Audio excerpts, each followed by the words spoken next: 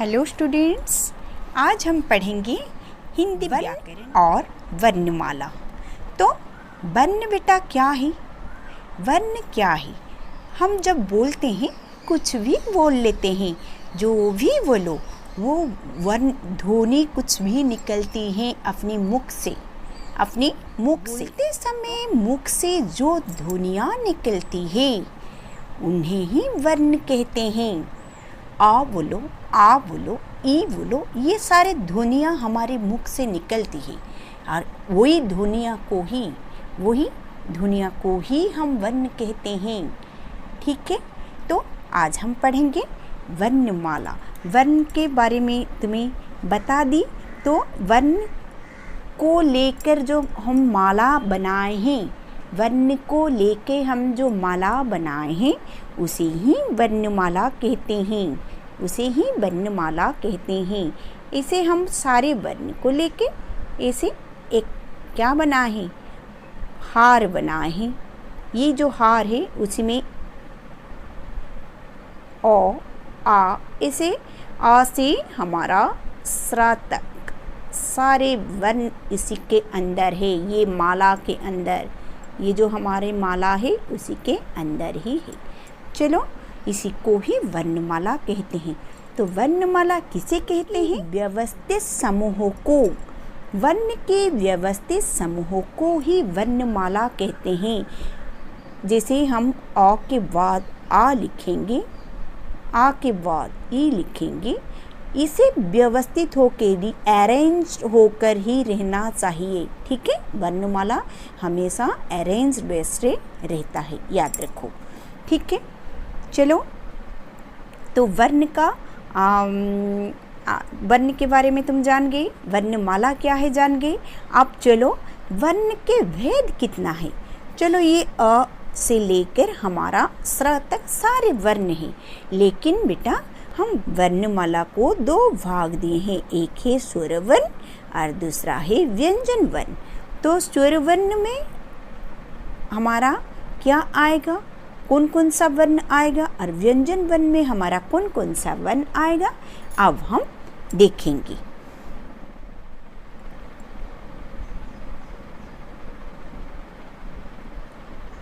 यहाँ पर देखो, स्वर वर्ण और व्यंजन वर्ण। स्वर वर्ण कहाँ से कहाँ तक? अ से लेके औ तक तुम्हारा बेटा स्वर वर्ण है। अ, आ, छोटी ई, बड़ी ई, छोटी ऊ, बड़ी ऊ, रू, ए, आई, ओ, औ। इतना तक तुम्हारा स्वर वर्ण है, इतना तक तुम्हारा स्वर वर्ण है। और ये जो 11 वर्ण है, ये जो 11 वर्ण है, कुल मिलाकर कितना वर्ण है? 11 वर्ण। इसी को हम क्या कहते हैं? इसी को हम कहते हैं स्वर वर्ण। स्वर वर्ण मतलब क्या है? स्वर वर्ण जब उच्चारण करते हो, स्वर वर्ण का उच्चारण करते समय वो किसी वर्ण का मदद नहीं लेता है, वो खुद अपने आप ही प्रकट होता है, अपने आप ही हम बोल लेते हैं। जब भी बोल लेते हो कभी कोई अवरोध भी नहीं आता है। ठीक है, आ बोलो, आ, ई, कोई अवरोध आता है या कोई कुछ वर्ण की सहायता से हम अ बोलते हैं? नहीं, अ खुद बोल लेते हैं और अ किसी के ऊपर डिपेंड नहीं है, किसी का मदद नहीं लेता है। तो जो वर्ण दूसरे वर्ण की बिना सहायता से हम बोल लेते हैं उसे क्या कहते हैं? स्वर वर्ण कहते हैं। तो अ से लेके औ तक जो हम कहते हैं उसमें हम कोई दूसरे वर्ण की सहायता नहीं लेते हैं। ये मैं इसलिए बता रही हूँ क्योंकि व्यंजन जब जानोगे तो वो सहायता लेगी, किसी की लेगी। अब मैं इसी के बारे में तुम्हें बताऊंगी। ठीक है, तो याद रखो, अ से लेके औ तक हमारा जो 11 वर्ण है, अ, आ, ई, ऊ, रू, ए, आई, ओ, ये जो 11 वर्ण हमारा होता है स्वर। ठीक है, स्वर वर्ण। देन आएगा हमारा व्यंजन वर्ण। व्यंजन तुम जानते हो इंग्लिश में कंसोनेंट्स। तो व्यंजन वर्ण का भी हम भाग दिए हैं। इतना पहले जान लो, क से लेके क से लेकर हमारा स्र तक सारे तुम्हारा व्यंजन वर्ण है, सारे तुम्हारा व्यंजन वर्ण है, याद रखो। ठीक है, क ख ग घ व, ये तुम्हारा क वर्ग ऐसे बांट दिए है। क वर्ग में तुम्हारा 5 वर्ण जाएगा। ठीक है, जितना सारा तुम्हारा यहाँ पर हम भाग दे हैं व्यंजन वर्ण को, ऐसे हमें व्यंजन वर्ण को अगेन वर्ग में भी भाग कर दिए हैं। क वर्ग, च वर्ग, ट वर्ग, ल त वर्ग एंड फ वर्ग। तो ये पका च ट त प ये क्यों किए गए हैं बेटा, इसी को तुम अच्छे से याद रख पाओगे। ये वर्ग दिया गया है। देखो क वर्ग में तुम्हारा क से लेके व तक है, तो व के बाद क्या आएगा, च आएगा, तो च वर्ग शुरू हो गया। च वर्ग में च से लेके हम 5 वर्ण तक गिनेंगे। च छ ज झ न्य, च छ ज झ न्य, ये जो च से लेके न्य तक तुम्हारा च वर्ग में आएगा।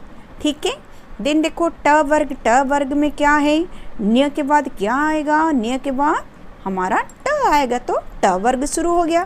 अगेन तुम ट से शुरू कर दो, 5 वर्ण तक गिनना, ट ठ ड ढ ण, तो हो गया ये तुम्हारा ट वर्ग। ट वर्ग कहाँ से शुरू हुआ, ट से लेके ण तक। ण के बाद क्या आएगा, त आएगा। तो चलो त वर्ग नाम दे दो। त वर्ग में क्या आएगा, त से जो भी नाम दोगे वहीं से ही शुरू होगा। त वर्ग मतलब त से शुरू होगा, क वर्ग मतलब क से शुरू होगा। जो भी वर्ग कर रहे हो, हमारे यहाँ पर 5 वर्ग ही है। 5 वर्ग को जब भी लिखते हो तो वही पहला वर्ण तुम्हारा वही रहेगा। क वर्ग मतलब क से शुरू होगा, च वर्ग मतलब च से शुरू होगा, ट वर्ग ट से शुरू होगा। याद रख लो, सारे वर्ग में तुम्हारा 5 ही वर्ण रहेगा। ठीक है, तो ये त वर्ग में तुम्हारा क्या रहेगा बेटा, त वर्ग में तुम्हारा त से लेके त थ द ध न तक रहेगा। त थ द ध न। ठीक है, ये हो गया न तक तुम्हारा त वर्ग। त न के बाद क्या आएगा, प वर्ग।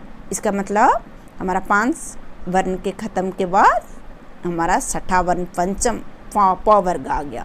तो यहाँ से अगेन शुरू करो 5 अक्षर तक, 5 वर्ण तक। चलो, फ फ व भ म, प फ व भ म, ये तुम्हारा 5 वर्ण है तुम्हारा प वर्ग के अंदर। याद रह गया। तो इसी को भाग देने से तुम्हें इजी से याद रख पाओगे बेटा। जो क से तुम्हारा म तक, इसी को हम व्यंजन को भी हम भाग दे दिए हैं। कैसे भाग दिए हैं मैं उसी का तुम्हें बताऊंगी। म तक तुम्हारा ये स्पर्श व्यंजन है, उसी को संयुक्त व्यंजन कहते हैं। ठीक है, क से लेके म तक तुम्हारा इसी को क्या कहते हैं, स्पर्श व्यंजन। स्पर्श व्यंजन। तो इसी के बाद आ जाएगा तुम्हारा माँ के बाद क्या है, य र ल व, ये भी तुम्हारा व्यंजन है, ये भी तुम्हारा व्यंजन है। लेकिन इसी को हम नाम दे दिए हैं अंतःस्थ व्यंजन, अंतःस्थ व्यंजन। ठीक है,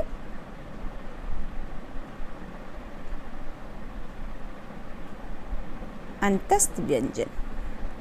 अंतःस्थ व्यंजन मतलब ये जो य र ल व हमेशा कोई भी न स्वर और व्यंजन के बीच में ही आएगा। अंत में, अंतः मतलब बीच में ही उसी का वर्ण आएगा और उच्चारण वही हिसाब से होगा। तो इसी के बाद तुम्हारा स एंड हा, तो तलव्य से मूर्धन से दंत से एंड हा तुम्हारा वो क्या है बेटा, ऊष्म व्यंजन। ऊष्म व्यंजन उसे कहते हैं। मैं यहाँ लिख लेती हूँ, ऊष्म व्यंजन कहते हैं।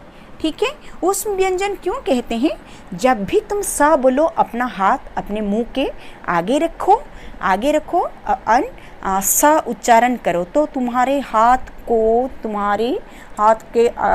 में ऐसे गर्म हवा निकल के आएगी मुंह से। ठीक है, स बोलो और अपना हाथ को अपना मुख के आगे रखो।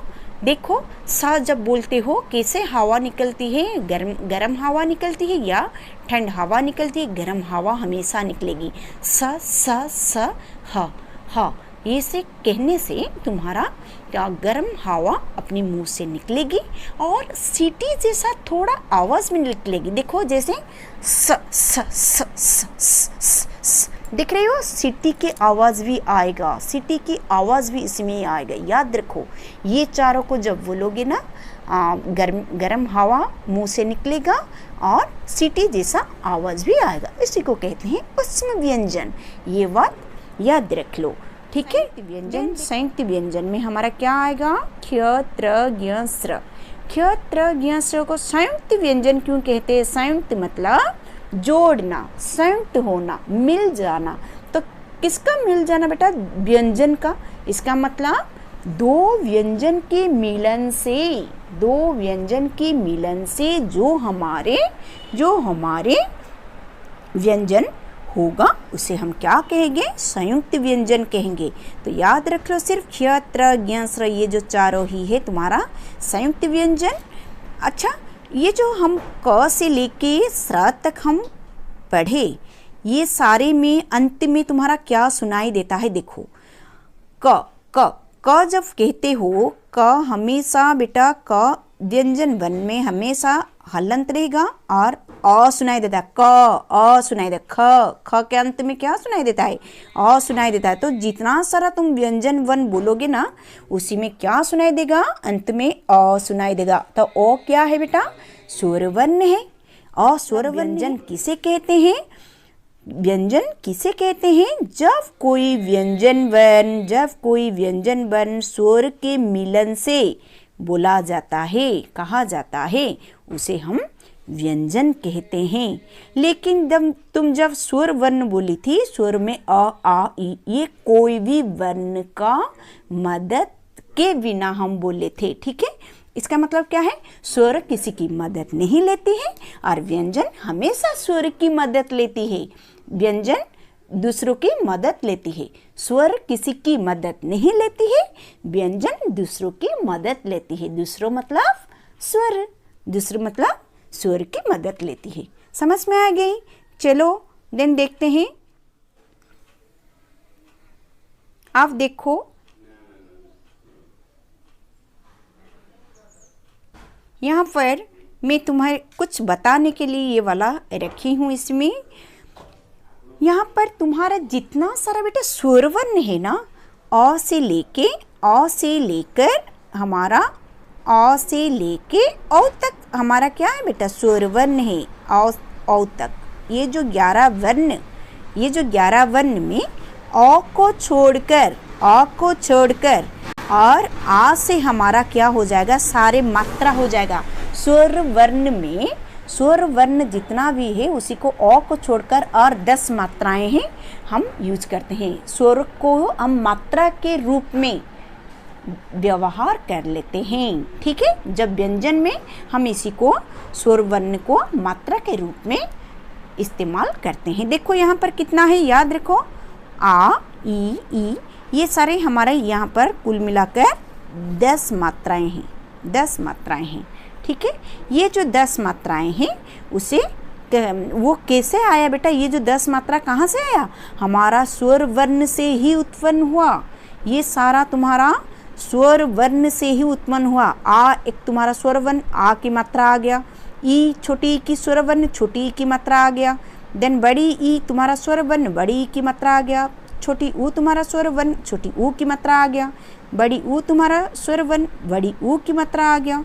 रू तुम्हारा स्वर वर्ण, रू की मात्रा आ गया। ए तुम्हारा स्वर वर्ण, ए की मात्रा आ गया। ऐ तुम्हारा स्वर वर्ण, ऐ की मात्रा आ गया। ओ तुम्हारा स्वर वर्ण, ओ की मात्रा आ गया। ओ तुम्हारा स्वर वर्ण, ओ की मात्रा आ गया। तो कुल मिलाकर हमारा 10 मात्राएं हमारा स्वर से ही सारे बने हैं। स्वर से ही हम मात्रा बनाते हैं, व्यंजन से कोई मात्रा नहीं। व्यंजन हमेशा स्वर के साथ ही आता है, हाँ कि नहीं? इसका मतलब हम इसी को इस्तेमाल करके हम मात्राएं सब लिखते हैं। का, की, कू, हाँ कि नहीं? क में जब आ की मात्रा दे लेते हैं, क में क में जब आ की मात्रा देते हैं तो क्या हो जाता है, का हो जाता है। ठीक है, वैसे ख में जब मात्रा दे देते हो, ई की मात्रा लगा देते हो, ठीक है, तो क्या हो जाता है, खी हो जाता है, बड़ी खी। चलो ऐसे हम मात्रा लगाकर हम क्या करते हैं, स्वर वर्ण को मात्रा के रूप में इस्तेमाल करते हैं, स्वर वर्ण को मात्रा के रूप में इस्तेमाल करते हैं।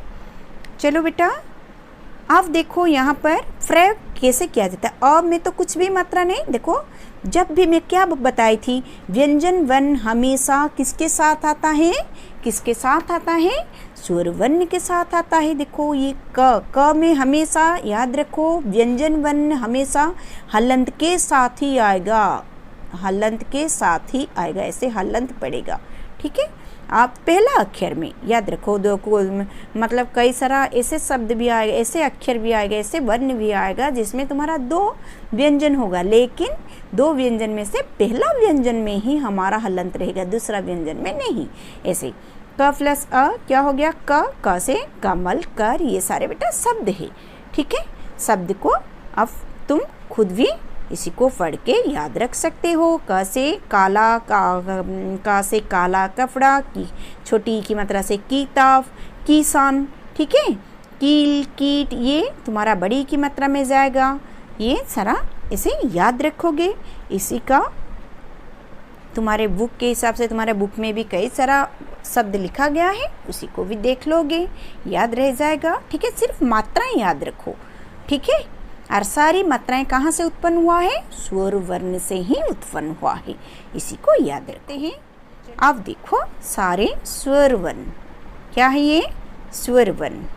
चलो देखते हैं स्वर वर्ण। आ से यहाँ पर अजगर, अजगर,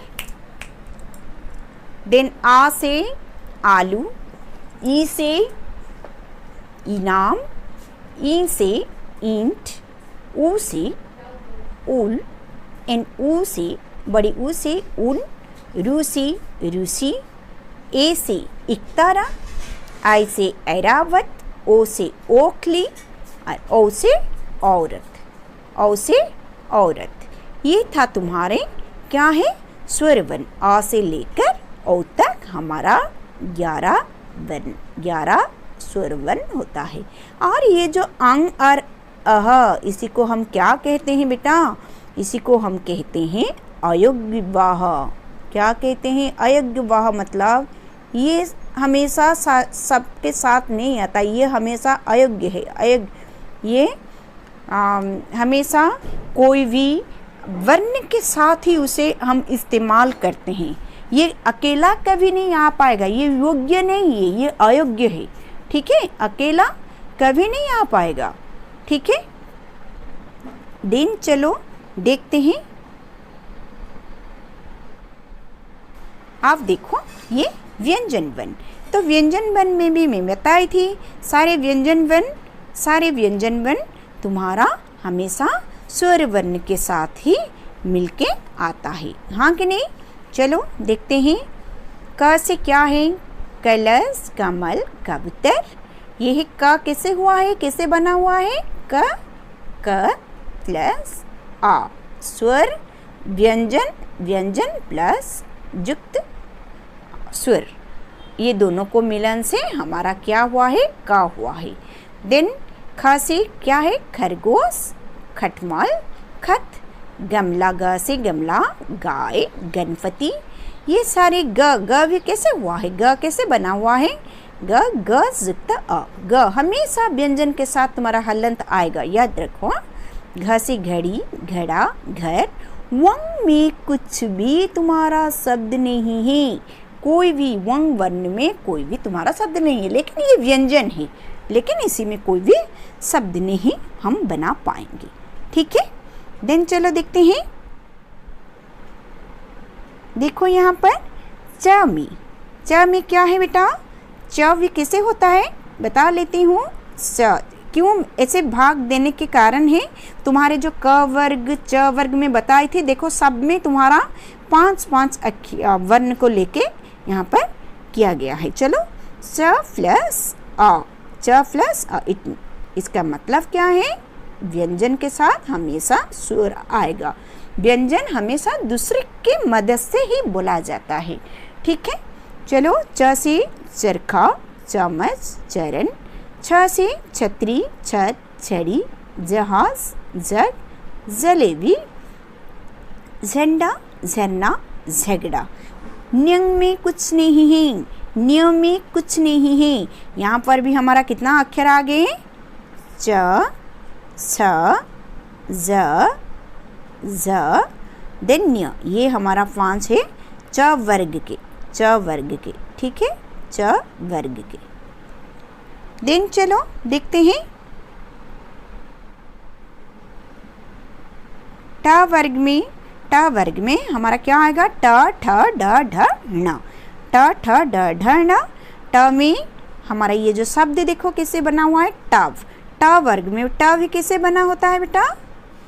ट जिक्त व सॉरी ट जिक्त आ, ट। ट में शब्द की वर्ण विच्छेद कर रहे। चलो ट, ठीक है, ट, ट जिक्त आ, ट। तो टव टमाटर, टमटम। ठ से ठठेरा, ढग, ठेला। ड से डमरू, डालिया, डगर। ढ से ढफली, ढक्कन, ढोल। लेकिन बेटा में कुछ नहीं है। हमेशा देखो क वर्ग का अंत में वंग आया, च वर्ग के अंत में न्य आया, ट वर्ग के अंत में न आया, और ये जो अंत वाला वर्ण है उसमें कुछ भी मतलब शब्द यहाँ से शुरुआत नहीं हो पाएगा। ण लगाकर तो हम लिखवाएंगे रावण, रावण ऐसे लिखवाएंगे, लेकिन न तुम्हारा अंत में रहता है, शुरू में नहीं। जैसे ढ से ढपली, ढ तुम्हारा शुरू में रहा, ढ तुम्हारा शुरू में रहा। ढक्कन, ढ तुम्हारा शुरू में रहा। ढोल, ढ तुम्हारा शुरू में रहा, लेकिन न तुम्हारा कहीं पर भी शुरू में नहीं रहेगा, क्योंकि न में कोई भी शब्द नहीं है ऐसे। ठीक है, चलो देखते हैं। देन ता भी कैसे? ता वर्ग। ठीक है, 5 वर्ग किए थे ना।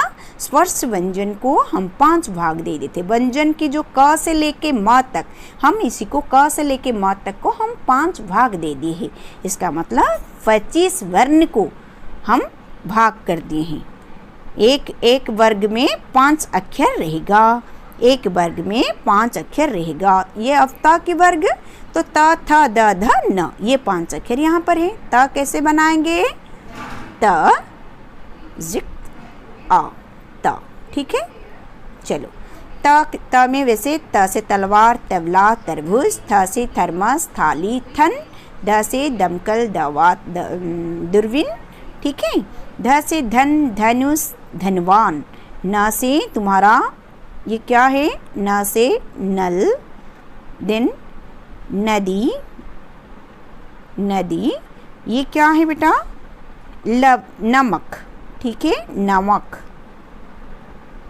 तो न से नल, नमक, नदी। तो ये था तुम्हारे त वर्ग के। चलो देखते हैं त वर्ग के बाद फ वर्ग आएगा। चलो देखते हैं फ वर्ग में। प वर्ग में क्या है? फ वर्ग में वैसे प पतंग, फलक, फनघट। फ से फल, फूल, फरवाला। ब से बरगद, बस, बतख, भालू, भगत, भवन। म से मछली, मटर, महल। तो ये था तुम्हारा यहाँ पर भी 5 लेटर प, फ, ब, भ, म। ये जो 5 वर्ण को हम फ वर्ग में रखे हैं। चलो ये था तुम्हारे क्या है? स्पर्श व्यंजन। व्यंजन को मैं भाग दी थी, कितने भाग किए हैं, कैसे किए हैं, मैं सारे में तुम्हें बता चुकी हूँ। फिर भी फिर अगेन मैं इसी के बारे में तुम्हारे साथ डिस्कशन करूँगी। ओके, तो चलो इसके बाद देखते हैं। इसके बाद हम देखेंगे माँ के बाद क्या आएगा? य, र, ल, व। इसी के वो स्पर्श व्यंजन हमारा खत्म हो गया क से लेके म तक। ये आ गया तुम्हारा क्या है? य, र, ल, व तुम्हारा अंतःस्थ व्यंजन। अंतःस्थ व्यंजन इसी को क्या कहते हैं?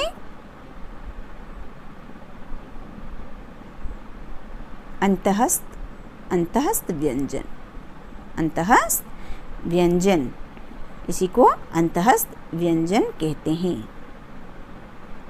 ठीक है,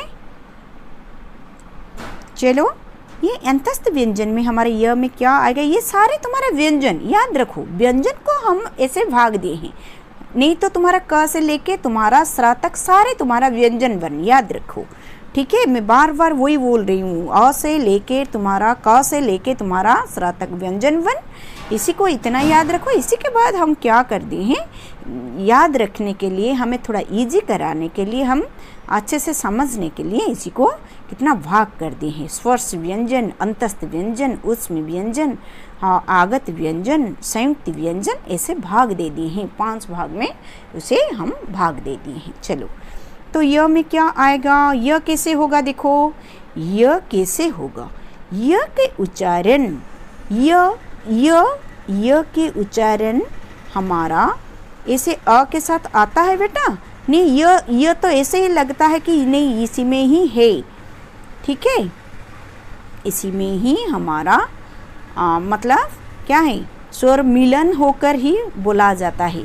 तो व्यंजन और स्वर के बीच में जो ये वर्ण आएगा, उच्चारण उसी का जो आएगा, वर्ण जो आएगा, ये है तुम्हारा अंतःस्थ व्यंजन, बीच वाला व्यंजन।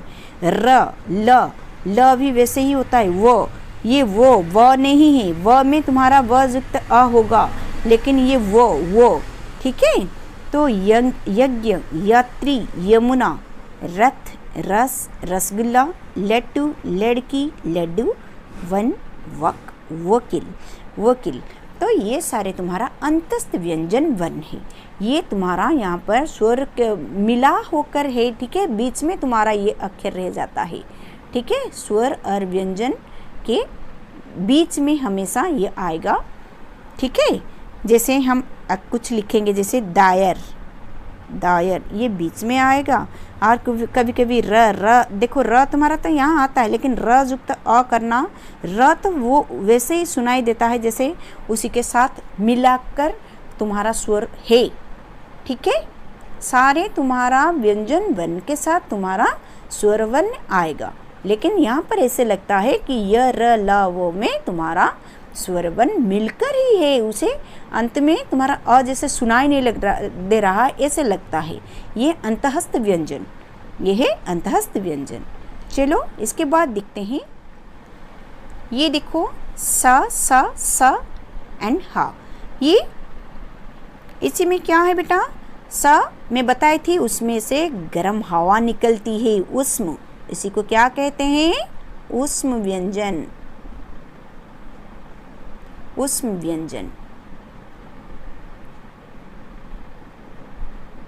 ठीक है, उष्म व्यंजन में हमारा हमेशा जब भी उसी का उच्चारण करोगे तो अपना मुंह से गर्म हवा निकलेगा। तो पहला देखो, सा में शहद, सलगम, शरबत, स से सट, सटवर, षटकोण, देन दंत, स में सफेरा, समोसा, सर्कस, हा में हल, हलवाई, हवन। ये तुम्हारा कई सारा शब्द है, इतना तक तुम्हें जान गए हो। तो चलो देखते हैं, अब नेक्स्ट क्या आएगा, संयुक्त व्यंजन आएगा, वो भी व्यंजन ही है। चलो देखो यहाँ पर क्ष जो बनता है, यहाँ पर लिखा गया है संयुक्त व्यंजन, संयुक्त व्यंजन लिखा गया है। तो क्ष कैसा होता है बेटा, क्ष जब हम करते हैं क युक्त स, देखो यहाँ पर 2 व्यंजन रह गया, क युक्त स भी तुम्हारा क्ष होगा, और क युक्त स युक्त अ भी करने से भी होगा। देखो क्ष के अंदर में क्या बताई थी, सारे व्यंजन के अंत में तुम्हारा क्या सुनाई देता है, अ सुनाई देता है, अ रहेगा। तो क युक्त स युक्त अ तुम्हारा क्ष हो गया। ये है तुम्हारा संयुक्त व्यंजन, ये है तुम्हारा संयुक्त व्यंजन। संयुक्त व्यंजन में तुम्हारा स्वर भी उसके साथ रहेगा, दो व्यंजन के साथ स्वर भी रहेगा। लेकिन बेटा संयुक्त अक्षर जो है उसी में हमेशा 2 व्यंजन बिना स्वर की सहायता से बोला जाएगा। जैसे देखो, और आधा हो जाएगा संयुक्त अक्षर में बताऊंगी बाद में, मैं अलग से इसी को बताऊंगी क्या है संयुक्त व्यंजन, द्विविध व्यंजन और संयुक्त अक्षर। ये बहुत इम्पोर्टेंट है, मैं तुम्हें नेक्स्ट क्लास में उसी के बारे में बताऊंगी। लेकिन आज हम सिर्फ स्वर वर्ण और व्यंजन वर्ण के बारे में जानेंगे, ठीक है। तो ये था तुम्हारा सारे संयुक्त व्यंजन का शब्द है खीर, त्रय, त्रिशूल, त्रिभुज, ज्ञान से ज्ञानी, ज्ञापन, ज्ञानता और घ स्र से श्रम। और इसी के बाद देखो ये ड, देखो ये जो ड है यहाँ पर तुम्हारा नीचे एक डट पड़ा हुआ है, इसका मतलब ये बड़ा ड बड़ा ढ ये दोनों बाद में मिला हुआ है, इसी को अतिरिक्त व्यंजन कहते हैं। और ये अतिरिक्त व्यंजन हमेशा कोई भी शब्द के पहला वर्ण में नहीं आएगा, याद रखो। ये ड और ढ वर्ण के पहले नहीं आएगा, समझ में आए। ये बाद में आएगा, बीच में आएगा, लेकिन शुरू में नहीं आएगा, समझ में आए। ड और ढ जैसे देखो हम डमरू जब लिखते हैं, डमरू ड, ये ड के नीचे तुम्हारा डट नहीं, इसका मतलब ये तुम्हारा ड तुम्हारा वर्ण के अंदर ये अतिरिक्त वर्ण है, लेकिन ये अतिरिक्त वर्ण में तुम्हारा डट रहता है। और ये जो डट हमेशा देखो यहाँ पर रावण जो लिखा गया है, रावण, ठीक है, रावण। अंत में देखो तुम्हारा क्या पड़ा, डट पड़ा, इसका मतलब ये बड़ा ड जो तुम्हारा अंत में आएगा, नहीं तो बीच में भी आएगा, ठीक है, याद रखो। चलो ये हो गया तुम्हारा। इसके बाद हम डिस्कशन करेंगे सिर्फ क्वेश्चन आंसर। वर्ण की परिभाषा, वर्ण किसे कहते हैं, वर्ण किसे कहते हैं मैं बताई थी, बोलते समय मुख से जो ध्वनियाँ निकलती हैं उन्हें वर्ण कहते हैं। और ये ध्वनियाँ को बेटा हम क्या नहीं कर सकते हैं, टुकड़े नहीं कर सकते हैं, इसीलिए वो छोटी सी छोटी इकाई जिसकी ध्वनि या छोटी सी छोटी ध्वनि है ना, ध्वनि जिसके टुकड़े नहीं किया जा सकता है, जिसको और टुकड़े नहीं किया जा सकता है, लेकिन तुम्हारा उसी से ही हम वर्ण कहते हैं, उसे ही हम वर्ण कहते हैं। वर्ण तुम्हारा सारे दो भाग में भाग दिए हैं, स्वर वर्ण और व्यंजन वर्ण। याद रखो वर्ण किसे कहते हैं, वर्ण वो छोटी से छोटी ध्वनि है जिसकी और टुकड़े नहीं किया जा सकते हैं, ठीक है, उसे हम वर्ण कहते हैं। देखो वर्ण माला किसे कहते हैं, वर्ण के समुदाय को, वर्ण के व्यवस्थित समूह को, ठीक है। जैसे हमें अरेंज करके लिखना है, एक के बाद एक, जो क के बाद ग आने से वो नहीं होगा, क के बाद ख आएगा, सीक्वेंसली आएगा, ठीक है, क ख ग घ ऐसे आएगा। तो वर्ण के समुदाय को ही वर्णमाला कहते हैं। और हिंदी वर्णमाला में 52 वर्ण होते हैं, लेकिन बेटा कई सारा किताबों में लिखा गया है हमारा कितना है, 44 वर्ण होते हैं, 44 वर्ण होते हैं। तो बेटा ये जो 44 वर्ण है ये तुम्हारा किसी को लेके सिर्फ तुम्हारा 11 स्वर वर्ण और क से लेके म तक तुम्हारा जो है 33, इसी को ही मिलाकर तुम्हारा 44 हुआ है।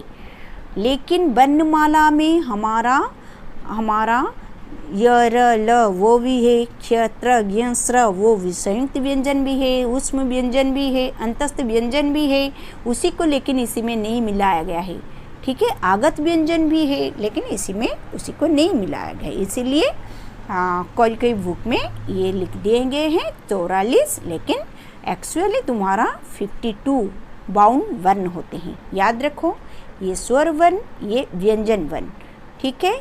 चलो देखते हैं इसके बाद स्वर किसे कहते हैं बताई थी, फिर भी यहाँ पर मैं तुम्हें याद रखने के लिए तुम्हें डेफिनेशन के साथ लिखी हूँ। जिन वर्ण का उच्चारण बिना किसी अवरोध से तथा बिना किसी दूसरे वर्ण की सहायता से बोला जाता है उन्हें स्वर कहते हैं। और स्वर के कुल मिलाकर संख्या कितना है, 11 है। याद रखो कहाँ से कहाँ तक, अ से औ तक, अ से औ तक, ओके। तो चलो देखते हैं इसके बाद व्यंजन वर्ण। व्यंजन वर्ण भी मैं बताई हूँ, बार बार मैं बता रही हूँ, वही व्यंजन वर्ण हमेशा स्वर के साथ ही आएगा। व्यंजन वर्ण हमेशा स्वर की सहायता से बोले जाने वाले व्यंजन कहलाते हैं। और उसका कुल संख्या कितना लिखा गया है? 33 में बताई थी। कई सारा बुक में क्या लिखा गया है? 44 लिखा गया है। स्वर को 11 और व्यंजन को 33 दिया गया है, क्योंकि व्यंजन हमारे ये सिर्फ स्पर्श व्यंजन ही है बेटा। ये कहाँ से कहाँ तक हमारा 33 है? कहाँ से कहाँ तक 33 है? क से म तक, क से सिर्फ म तक, लेकिन म के बाद भी तो हमारा व्यंजन है। हाँ, ज़र लव हैंड सा हा क्षेत्र ज्ञासरा, ये भी तुम्हारा व्यंजन में, लेकिन व्यंजन को भाग दे दिया गया है, इसलिए सिर्फ ये स्पर्श व्यंजन को यहाँ पर लिखा गया है 33, याद रखो। इसके बाद देखते हैं संयुक्त व्यंजन किसे कहते हैं? बताई हूँ, दो व्यंजन के मेल से बने वर्ण को ही हम संयुक्त व्यंजन कहते हैं। क्या कैसे बना हुआ है? देखो, क युक्त स में बताई थी। हमेशा संयुक्त व्यंजन का पहला अक्षर व्यंजन का पहला अक्षर में हमेशा क्या पड़ेगा? हलंत पड़ेगा। देन क युक्त स। देखो, ये भी तो व्यंजन है, लेकिन बेटा इसी में हलंत नहीं रहेगा, दूसरा वर्ण में व्यंजन नहीं रहेगा, पहला वर्ण में ही तुम्हारा हलंत रहेगा। याद रखो, क युक्त स युक्त बेटा ये अ ही होगा, क्योंकि हमेशा हम व्यंजन में अ के जोग से ही बनाते हैं। सिर्फ कई सारा बुक में क युक्त स ही लिखा लेते हैं, लेकिन इसी को लिखने के बाद तुम कंफ्यूज में थोड़ा रहोगे कि संयुक्त व्यंजन और संयुक्त अक्षर में जब तुम में डिफरेंस पता चलेगा ना, तुम कभी भी अ को नहीं छोड़ोगे व्यंजन में, संयुक्त व्यंजन में। याद रखो, ठीक है। क युक्त स युक्त अ, क्ष हमारा अ सुनाई देता है, क्योंकि ये सारे तुम्हारा व्यंजन वर्ण ही है, और व्यंजन वर्ण हमेशा अ स्वर वर्ण के साथ ही आता है, अ स्वर वर्ण के साथ ही आता है, याद रखो। चलो देन देखो, यहाँ पर मैं तुम्हारे लिए कुछ पिक्चर्स भी लाई हूँ संयुक्त व्यंजन के। क युक्त स यहाँ पर भी ऐसे ही दिया गया है। ये सही है, गलत नहीं है, लेकिन तुम जब संयुक्त अक्षर संयुक्त व्यंजन के अंतर जानोगे तब तुम्हें थोड़ा मुश्किल हो जाएगा। क युक्त स, ये तो दो व्यंजन के मिलन से, जो भी दो व्यंजन के मिलन से बना हुआ वर्ण को संयुक्त व्यंजन कहते हैं। क युक्त स होगा, क युक्त स युक्त अ भी होगा, ठीक है। क युक्त स युक्त अ, फिर क्या होगा? क्ष, ठीक है। तो आज के लिए बेटा इतना ही है। उसके बाद तुम्हें मैं नेक्स्ट क्लास में संयुक्त व्यंजन, संयुक्त अक्षर और द्विविध व्यंजन क्या है, मैं इसी के ऊपर मैं तुम्हारे लिए वीडियो लेके आऊँगी। अगर तुम्हें मेरा ये वीडियो अच्छा लगा और तुम्हें कुछ ज्ञान प्राप्त हुआ है तो ज़रूर इसको सब्सक्राइब करना, जितना हो सके शेयर करना और लाइक भी करना। इतना ही मेरा तुम्हारे लिए कुछ वार्ता था जो तुम ये कर सकते हो। मेरा काम कर चुकी हूँ, मैं तुम्हें पढ़ा चुकी हूँ। अगर तुम्हें पसंद आया तो तुम अपना काम जो है सब्सक्राइब करना और शेयर करना, लाइक भी कर लेना। ओके बेटा, आज के लिए इतना ही है।